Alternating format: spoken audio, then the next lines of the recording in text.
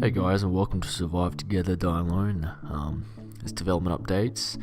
Essentially going to be one reviewing what I've been doing over the past month or so, and essentially just going over what I've accomplished in that time period. Essentially, this month's been quite an active one. I've been quite successful in what I wanted to achieve. Although there's a few things here and there I haven't really gotten or been able to actually implement due to a few errors within the engine itself, and I actually updated from 4.18 to 4.22 Unreal Engine, or the engine itself, and that actually set me back a bit. It took me like a day, but there was a few errors I had to fix here and there, blueprint and code errors because of the compatibility and all that sort of stuff, and eventually I figured it out, and it was just more of an issue than anything else. In this past month, what I've accomplished so far is I actually began working on a new sort of intro to the game, and I'm pretty happy with it. I'm proud to show this. It's not finished or doesn't function as I want it to yet, but essentially,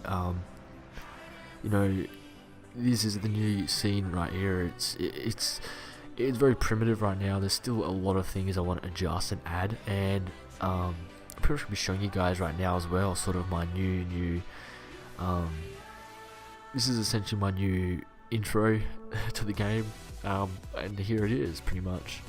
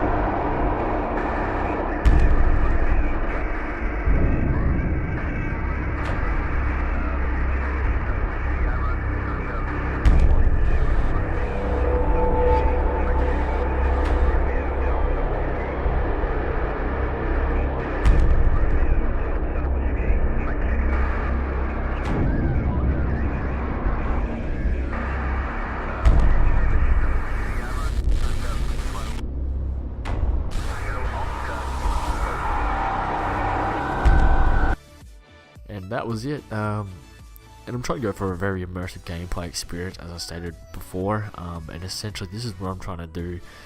Is that when the player plays this level, what happens is further along they'll eventually come across this section again, but instead of it being in the cutscene, they'll actually be on foot playing the character, and then they'll be like, well, we've seen this area, but we don't know the final outcome, and that will hopefully develop like a sense of harmony between the player and the game, and they'll feel that a little bit of fear and false sense of fear essentially within the game, and that's what I want to develop, and that's what I do want to go for. It's not a horror game, but I want there to be tension between the game and the player, and see, that's basically my new scene. And I didn't mention before, but my new intro, I'm pretty happy with that. It's actually my company name, Red Haze Interactive, and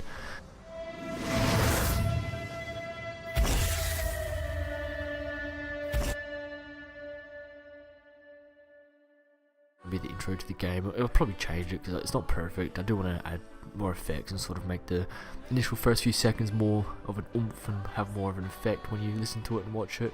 But I'm happy for it like how it is now, and that will be subject to change as most things are. And yeah, that's the sort of level design, which took up about 2 to 3 weeks of my time, and the intro I did literally today, as 20 minutes before recording this. Spent about 2 hours on designing the intro and getting all that sort of stuff working, and I'll sort of talk about what I've been doing programming wise.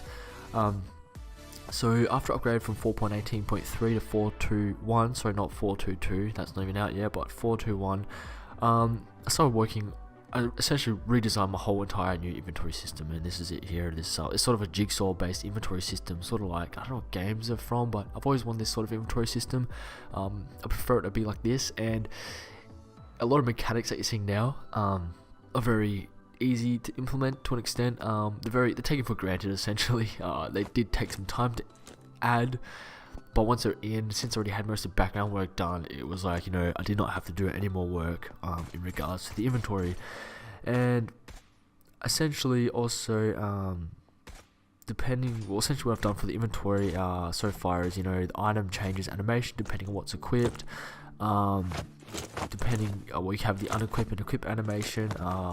Also redesigned some of the AK-47 and the TT-33, which are the only two weapons I have in the game currently. I redesigned sort of the animations and essentially the way the bullets eject from the weapon. I restructured it because before it was just sort of like a decal type thing, which is just like a 2D image that faces the player at all time, right? It's like a billboard. Whereas now it's a physical 3D object that ejects from the weapon. The bullet shell will come out, and depending which way you're aiming or facing, gravity will take effect and pull the shell to the ground. And right now the actual bullets that are fired from the side of the gun, like I have no shell model, I just have the actual physical bullets that I use to shoot at my weapon. But that'll change further on, and you can see here that when I shoot, the bullets actually fall to the ground. It's very hard to notice, but after about 5 seconds they delete. Further on in the month, I started working on the Afghanistan scene, and I can show that, but it's not really done. There's no sound to it. It's just a very sort of rough outline of what I'm trying to achieve, what I'm trying to go for, and it's a part of the storyline. I haven't got any voice recording, no sound effects, and so yeah, I started working on the intro, as well as just pretty much spent most of my time on the intro. Nothing really, it is a big part to my design, okay? So I'm trying to release a demo end of this year, meaning I want to sort of get at least an hour's worth of gameplay out, or half an hour. And once I've got the mechanics done, I'll just keep working levels, and it sounds easy, but I know it's not going to be easy. It will be difficult in the end. So just like to say thank you for watching. This is I think this is update 11. I'll probably have to check that, to be honest, but thanks for watching, and hopefully next month I'll have most inventory system finished or finalized, including medical. That'll be a new system I have to implement into the inventory system, so it's going to be a bit of a hassle, but I have an idea, a bit of pseudocode how I'm going to achieve that. So I'm going to have medical, ammunition required within your inventory to be able to reload, possibly some sort of vendor, so you have to walk up to, like, you can have like a shop based thing at your main camp, so you can walk up and purchase items, but that's a little bit iffy right now. I'm not 100% sure.